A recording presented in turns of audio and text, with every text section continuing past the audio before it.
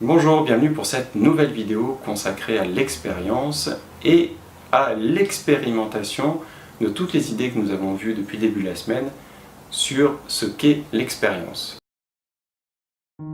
Aujourd'hui, Lise Bourbeau nous incite à finalement nous interroger ou nous observer dans le rôle d'accompagnant, de personnes qui sont là au moins ponctuellement pour accompagner ses proches, pour leur faire prendre du recul sur leurs expériences, et en particulier leurs expériences désagréables, pour voir ce qu'ils peuvent en apprendre ou ce qu'ils en ont déjà appris par eux-mêmes tout seuls.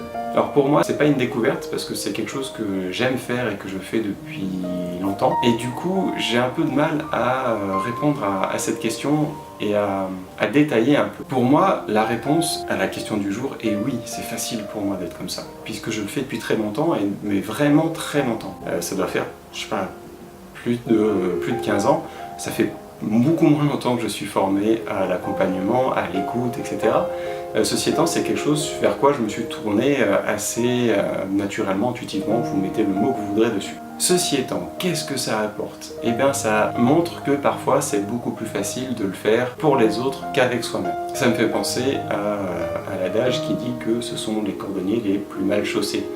Pourquoi? Parce qu'ils exercent leur métier pour les autres, ils mettent en œuvre leurs aptitudes pour les autres, et avant tout pour les autres, et du coup en dernier recours pour eux.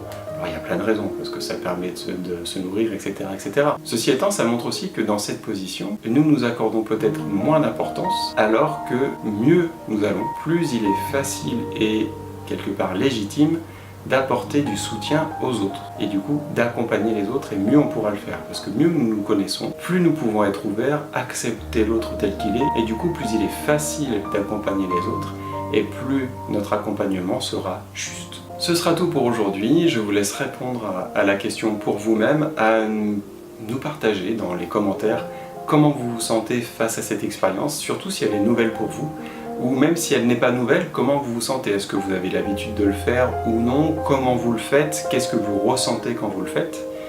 Et puis ça vous aidera tout ça à répondre à la question du jour. Merci d'avoir regardé la vidéo, belle journée et prenez soin de vous.